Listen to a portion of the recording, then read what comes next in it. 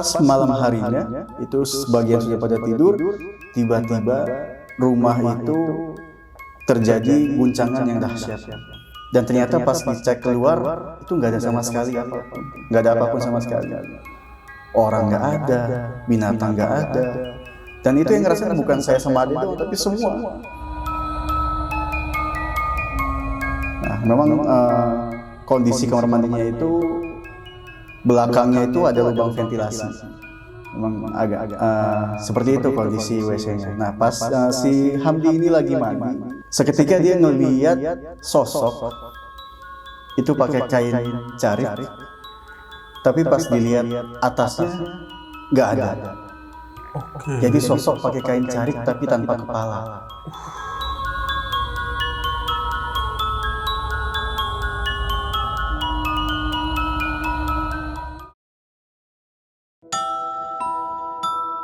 Assalamualaikum warahmatullahi wabarakatuh. Balik lagi di channel Kisah Tengah Malam bersama gue Viko Fugara.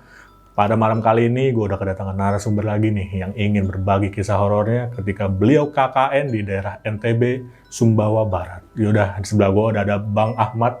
Selamat malam Bang Ahmad. Selamat malam Bang Viko. Itu kuliah di situ tahun berapa Bang? Itu tahun 2016. 2016. KKN-nya 2016 juga atau berapa tahun? Iya, KKN-nya 2016. 2016 juga. 2016. Itu berapa lama KKN di situ? KKN di situ kurang lebih hampir 2 bulan ya. Hampir 2 bulan. Hampir 2 bulan. Oh iya, kalau setiap KKN itu gabung sama semua fakultas atau gimana sih Bang? Iya, jadi saat kita KKN itu memang dicampur. Jadi semua fakultas itu ada dalam tim KKN itu. Dan pilihan KKN itu abang pilih sendiri atau dari universitas itu Bang? Jadi waktu itu kebetulan saya ngambil KKN mandiri. Jadi kan di kampus saya itu ada 2 jenis KKN. Yang pertama itu KKN tematik. Nah, KKN tematik itu semuanya ditentukan oleh kampus. Dari tempatnya, temanya, pesertanya, dan lain-lain. Dengan KKN mandiri itu semuanya ditentukan sendiri. Lokasinya sendiri, temanya sendiri, teman-teman yang KKN-nya pun nentuinnya sendiri. Jadi KKN mandiri itu percepatan pada saat itu. Jadi mahasiswa yang sudah mencapai batas jumlah SKS tertentu, maka dia boleh mengajukan KKN meskipun belum masuk waktu KKN gitu. Oh gitu. Jadi mandiri, ibaratnya ini pilihan abang lagi. Iya, Oke. mandiri. Dan itu fakultas apa Bang? Saya di Fakultas Ilmu Sosial Ilmu Politik. Oh, berarti di kepemerintahan ya? Ya, di Prodi Ilmu Pemerintahan. Pada saat itu. Pas KKN itu ada fakultas apa aja Bang yang ikut gabung? Waktu saya KKN itu ada fakultas Fakultas Ilmu Sosial Ilmu Politik, terus ada dari Fakultas Teknik juga, dan Fakultas Pendidikan juga FKIP pada saat itu. Oh, berarti digabung ya semua? Digabung. Tapi ada yang beda-beda ditempatin ya Bang, yang nggak satu pemerintahan gitu nggak? Kebetulan waktu itu memang cuma satu tim saja yang KKN mandiri pada saat itu. Karena memang kan belum jadwalnya nih. Kayak misalnya skripsi kan harusnya semester 7, terus KKN semester 6. Nah, saya itu belum masuk semester 6, tapi jumlah SKS-nya sudah bisa mencukupi untuk KKN. Makanya saya ngajuin secara mandiri ke kampus dan disetujui. Akhirnya milih teman-temannya sendiri, milih lokasi sendiri. Kok bisa milih gitu ya? Bisa. Dan berapa orang sih Bang? Banyak atau berapa tuh Bang? Kalau saya waktu itu 11 orang. Itu udah termasuk gabung semua fakultas ya? Udah gabung semua. Ya udah nih, bagi kalian yang penasaran dengan ceritanya Bang Ahmad, tonton terus sampai habis, jangan di skip-skip. Dan bagi kalian yang ingin bercerita juga seperti Bang Ahmad di sini, bisa langsung DM ke Instagram kita, yaitu Kisah Tengah Malam Official, atau hubungi nomor WA yang ada di bawah ini. Dan bagi kalian nih yang nonton tapi belum subscribe, klik tombol subscribe sekarang agar kita makin semangat memberikan konten-konten horor selanjutnya. Ya udah, nggak usah lama-lama lagi. Udah siap cerita ya Bang ya? Siap, insyaallah. Kisah Tengah Malam dimulai.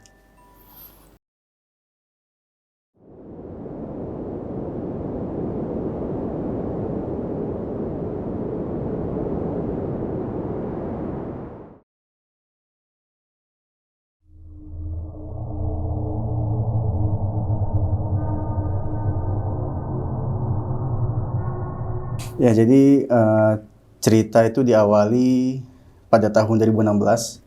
Jadi saya dan teman-teman waktu itu melaksanakan KKN mandiri di salah satu desa di kabupaten yang ada di Nusa Tenggara Barat pada saat itu. Kami ber-11 orang dari berbagai fakultas melaksanakan KKN. Jadi awalnya ada beberapa opsi. dalam memilih lokasi KKN, karena memang kami memilih sendiri kan lokasi KKN-nya, dan dari beberapa opsi itu memang desa inilah yang menguat di perbincangan kami di tim KKN pada saat itu. Akhirnya kami survei ke desa tersebut, dan alhamdulillah dari desanya juga menyetujui kami KKN di situ. Akhirnya fix kami KKN di desa itu. Nah, awalnya kami diberikan posko itu di bangunan yang sudah tidak terpakai. Jadi ada satu bangunan bekas Poskesdes dan itu sudah tidak terpakai, dan kita diberikan posko di situ tadinya. Nah, posko tersebut sudah kita bersihkan, sudah kita siapkan untuk untuk ditinggali selama KKN, tapi ternyata aliran airnya tidak ada. Nah, akhirnya kita diskusi sama teman-teman KKN, terus sama pihak desa juga bagaimana baiknya, dan alhamdulillah ada salah satu rumah warga yang bisa disewa untuk kami tinggali selama KKN. Dan di rumah itulah nanti kami akan KKN selama hampir 2 bulan itu. Ya, jadi lokasi kami KKN itu di salah satu rumah warga jadinya.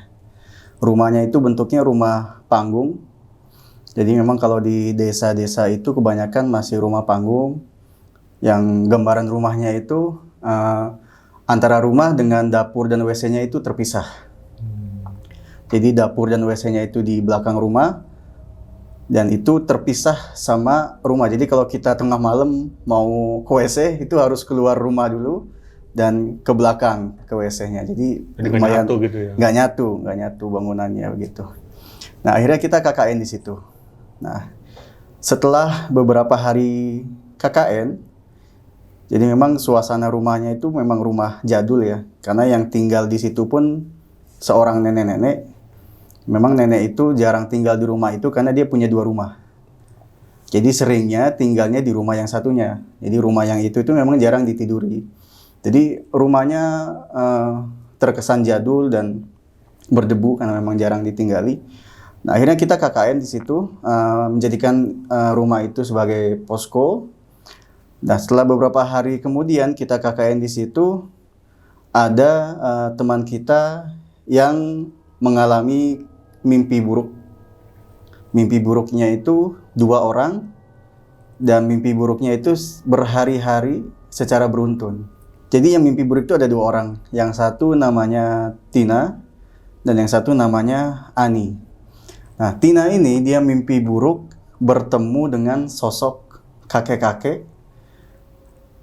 dan itu berlangsung beberapa hari beruntun.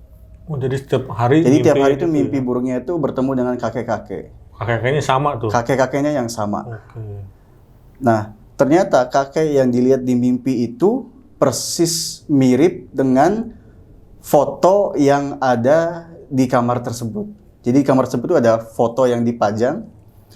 Nah, kakek-kakek yang di mimpi itu kelihatan sangat mirip dengan foto kakek-kakek yang dipajang di kamar itu. Itu mimpi dari Tina. Terus yang kedua, teman saya yang kedua yang mimpi buruk juga namanya Ani. Ini mimpi buruk dikejar kuntilanak secara berhari-hari beruntun. Dan ketika dia mimpi buruk ini, teman di sekelilingnya itu panik. Karena ketika dia tidur terus mimpi buruk itu mengigau, tapi mengigaunya luar biasa, membuat panik. Teriak-teriak, terus ngos-ngosan napasnya, sampai teman-temannya panik juga. Ini kenapa ini? Jadi itu baru beberapa hari kami KKN di desa tersebut dan di posko di rumah tersebut. Nah, akhirnya kita ngumpul, kita berembuk bagaimana nih mengatasi supaya 2 teman kita ini nggak mimpi buruk lagi gitu. Akhirnya teman-teman sepakat supaya mengadakan yasinan di rumah tersebut. Akhirnya kita kita adakan yasinan bersama. 11 orang itu kita baca yasin sama-sama di rumah itu dengan tujuan supaya kedua teman kita ini tidak mimpi buruk lagi. Dan saya secara pribadi juga berusaha meruqyah sebisanya kamar yang ditempati oleh si Tina tadi yang ada foto kakek itu. Saya ruqyah kamar tersebut dan saya turunkan foto-foto yang dipajang di kamar tersebut. Akhirnya qadarullah setelah berapa hari kemudian gangguan sudah tidak terlalu ini dan mimpi buruk sudah berkurang.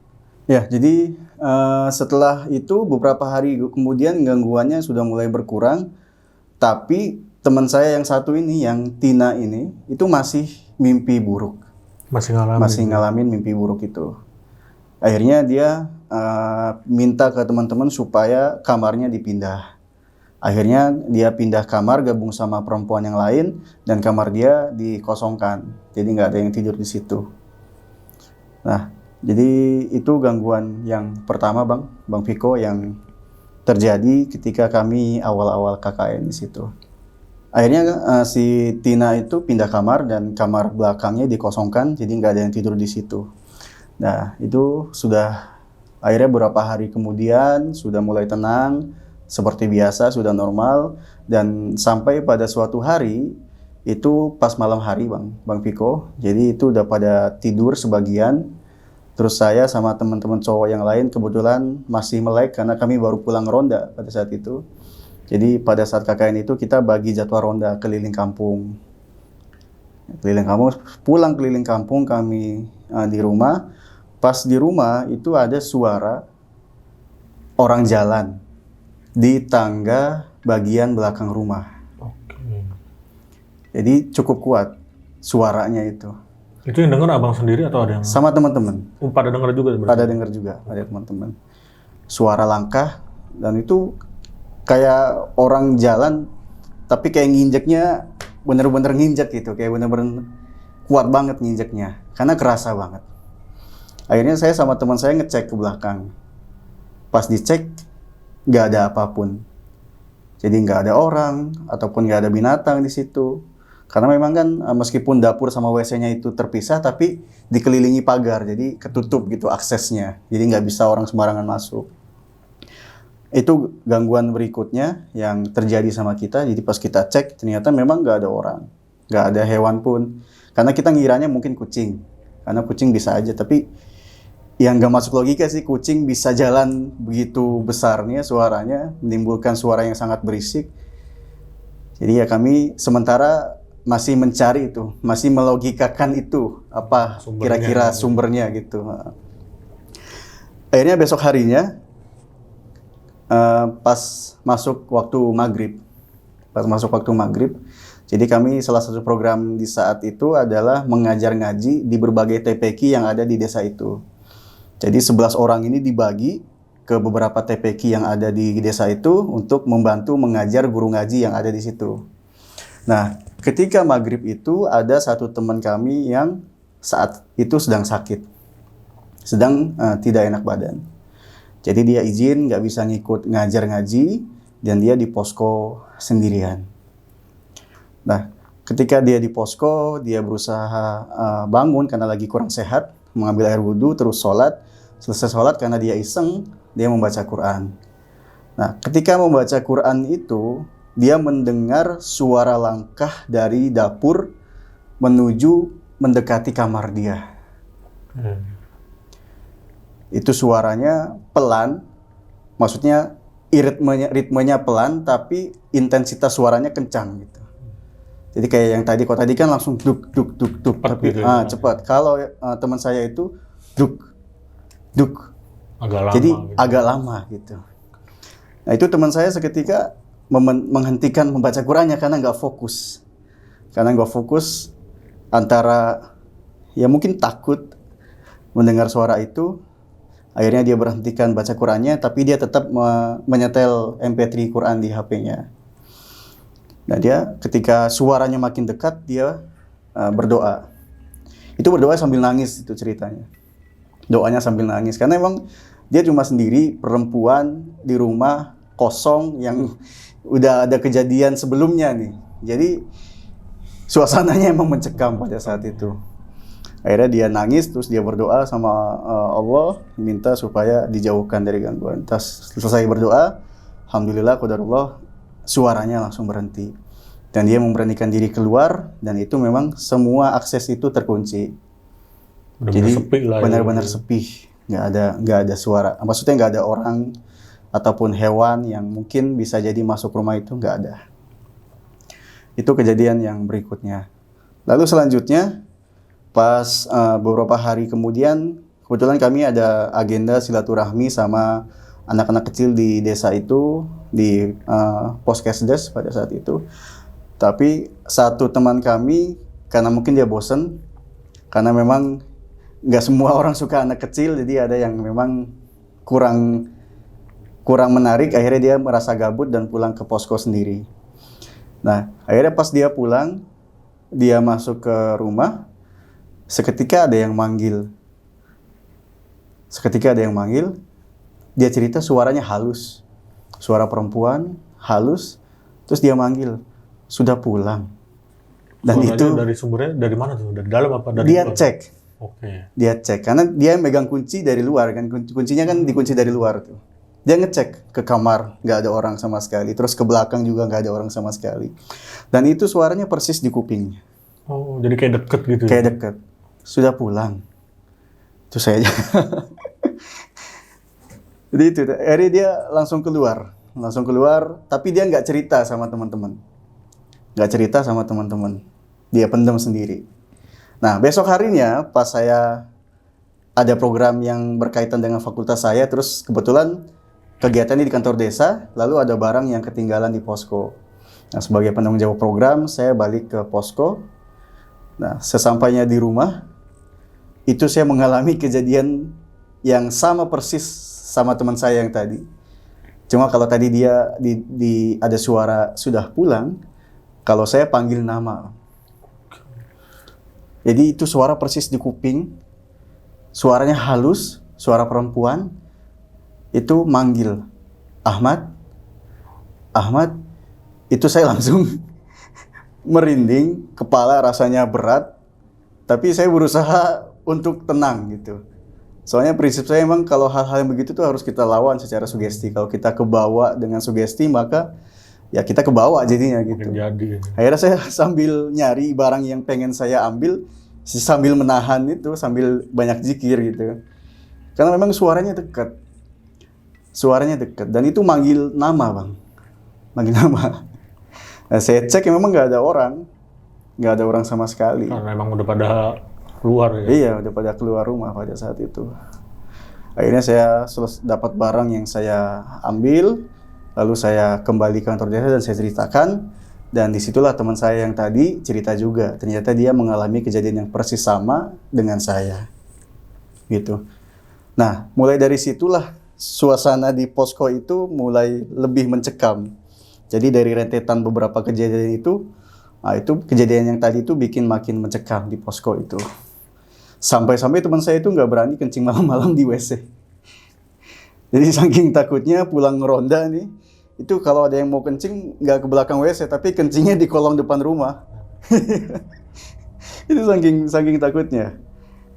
Nah, itu kejadian yang kesekian kali. Nah, kejadian berikutnya, jadi ada teman kami satu yang sakit pada saat itu. Akhirnya kami antar pulang ke rumah. Dan setelah kita antar pulang ke rumah, kita kembali ke posko. Nah, itu malamnya, Bang. Bisa dibilang itu malam dari puncak gangguan yang terjadi sih selama kita KKN itu. Jadi malam harinya itu ketika kita sudah pada tidur, sebagian sudah pada tidur, saya dan satu teman saya itu masih melek. Jadi sebut aja namanya Ade. Jadi teman saya Ade ini memang teman yang paling berani. Maksudnya dia ada kejadian apa tuh dia langsung berusaha melogikakan, atau langsung ketika ada suara-suara dia langsung pergi mengecek. Jadi memang orang yang paling berani. Nah, kebetulan saya sama dia waktu itu masih melek. Nah, pas malam harinya itu sebagian sudah pada tidur, tiba-tiba rumah itu terjadi guncangan yang dahsyat, Bang. Oke, Guncangan kayak gempa gitu, rumah itu. Jadi kayak kalau rumah panggung itu kan biasanya kalau pindahan digotong bareng-bareng tuh, Bang. Sekeliling rumah itu orang tetangga semua terus ngangkat bareng-bareng. Itu kayak gitu rasanya.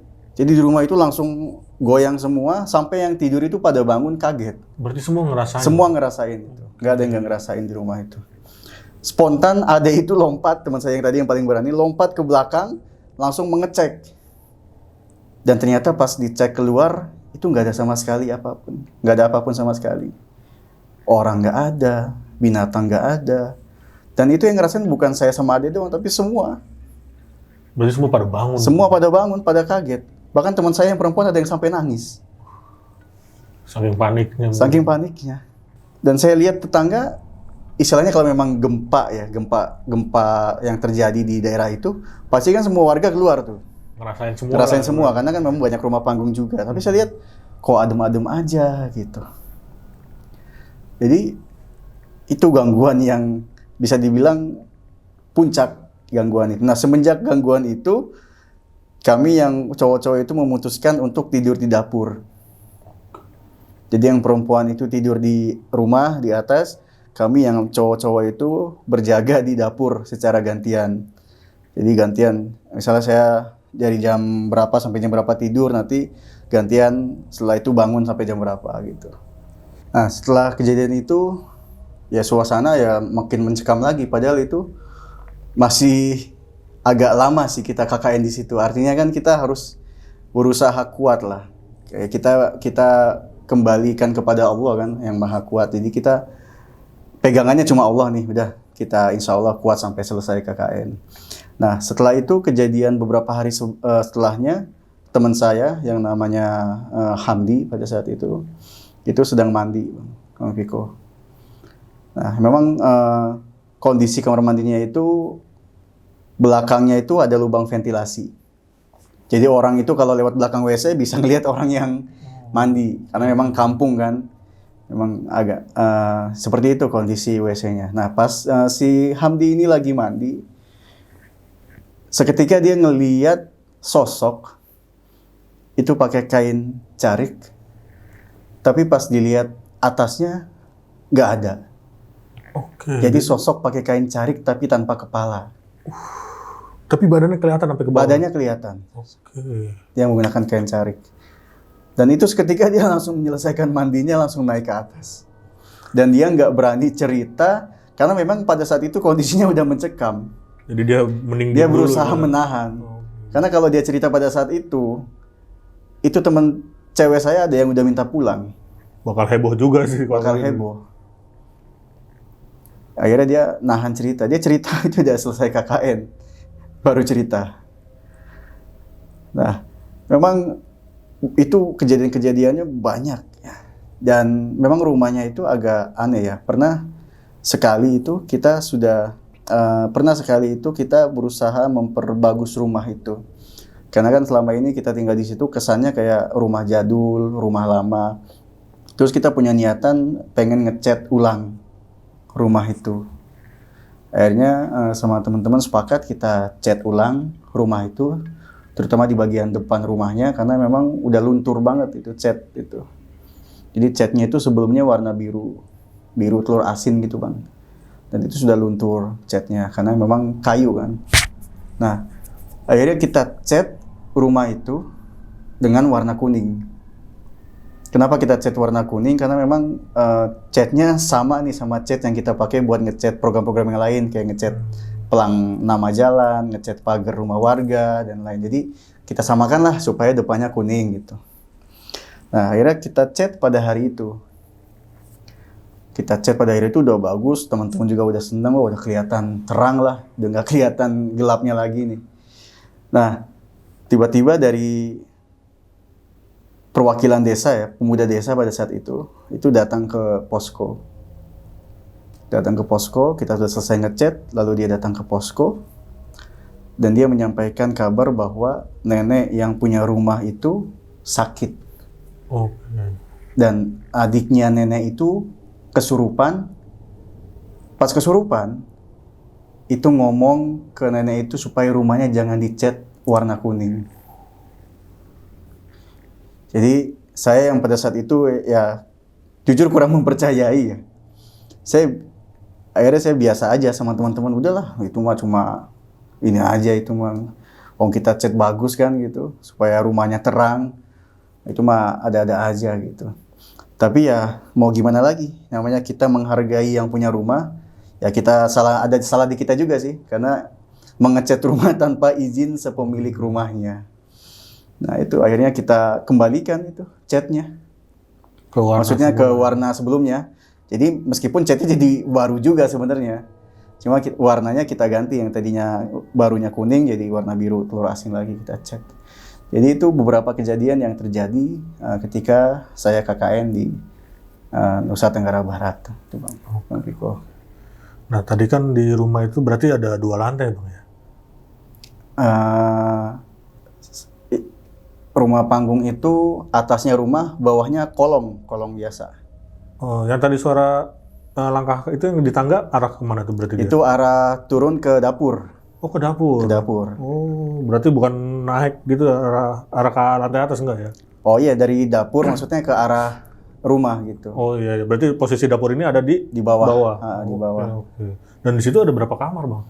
Itu ada 3 kamar. 3 kamar. 3 kamar. Dan yang tadi dua cewek itu yang kesurupan ada di... Itu ada di kamar belakang sama di kamar tengah. Berapa orang dia di dalam satu kamar itu? Satu kamar itu relatif, ada yang 3 orang, ada yang 4 orang. Gitu. Oh. Nah kan tadi teman abang yang ngeliat penampakan tanpa kepala tuh Bang, yang lagi di kamar mandi ya. Di situ pernah ada kisah-kisah dari warga situ nggak sih Bang tentang setan ini? Ya kalau saya tanya warga ya, terutama pemuda desa gitu, ya memang nggak ada cerita apa-apa sih. Pas kami konsultasi itu ya pesannya ya emang suruh perbanyak doa aja. Gitu. Berarti emang terkenal mencekam di situ berarti. Warga situ udah pada tahu mungkin atau gimana tuh Bang? Wallahu alam sih, cuma memang rumah itu kan dalam kondisi yang memang jarang ditempatin. Kalau dari perspektif agama itu kan memang kalau rumah yang jarang ditempatin, terus nggak pernah dipakai sholat, nggak pernah dibaca Quran, itu ya memang rumah jadi sarangnya sarang jin gitu. Dan yang tadi tuh Bang yang katanya rumahnya goyang. Akhirnya abang nanya nggak sih ke warga sekitar, tadi malam ada gempa nggak sih gitu atau gimana? Ya kita nanya, tiap ada kejadian di posko itu kita konsultasinya ke salah satu pemuda desa pada saat itu. Karena memang kita biasanya lewat dia ngomong apa-apa tentang program itu sama beliau gitu. Termasuk setiap kejadian-kejadian itu kita konsultasi sama beliau itu. Ya cuma itu, jadi memang disuruh perbanyak doa aja, terus berpikir positif. Jadi jangan terbawa sugesti gitu. Itu pesan-pesan beliau sih. Ya, berarti menurut warga sekitar pun yang pas kejadian rumah goyang itu berarti nggak ada apa-apa ya Bang ya? Iya. Maksudnya cuma rumah yang ditempatin abang ini doang yang goyang? Rumah yang ini doang. Karena memang kalau cuma saya yang ngerasain mungkin dianggap halu gitu kan. Cuma ini satu rumah itu ngerasain. Semua pada ngerasain. Semua ngerasain. Sampai teman saya yang ada itu lompat pas goyang itu. Nah pas kejadian goyang itu jam berapa lu tadi Bang? Itu hampir jam 12 malam. Hampir jam 12 malam ya? Hampir jam 12 malam. Oke. Dan itu semua udah pada tidur Itu udah pada tidur. Nah itu memang cuacanya cukup mencekam pada hari itu, pada malam itu. Karena memang kami tinggal 10 orang di situ karena 1 orang izin. Terus pas kejadian itu udah beberapa teman perempuan banyak yang nangis, ya, minta pulang. Tapi kami ya yang laki-laki berusaha menguatkan gitu. Ya, makanya kami memilih untuk berjaga di dapur. Di dapur, tidur di dapur, ya, berjaga secara bergantian. Dan alhamdulillah ketika kami berjaga di dapur itu udah nggak ada gangguan apapun. Karena memang pas kejadian itu kami sampai cek ke kolong-kolong itu. Yang di kolong rumah itu? Kolong rumah. Karena khawatir kan ada orang iseng gitu kan. Terus dari bawah rumah digoyang-goyangin. Tapi kalau dilihat atau dipikir secara logika kayaknya nggak mungkin kalau orang ataupun binatang. Karena yang pertama pagar itu terkunci di depan. Terus yang kedua di samping belakang itu nggak ada akses untuk masuk. Jadi orang lain nggak ada yang bisa masuk? Iya, jadi orang lain nggak bisa masuk. Berarti itu kondisi rumah emang sebenarnya bisa diangkat atau gimana tuh Bang? Bukan bisa diangkat, bisa digoyangkan. Oke. Karena kalau rumah panggungan kalau kita jalan agak kenceng itu goyang tuh. Ya. Kejadian itu kan tadi banyak tuh Bang. Itu jeda waktunya sebentar atau seminggu atau apa?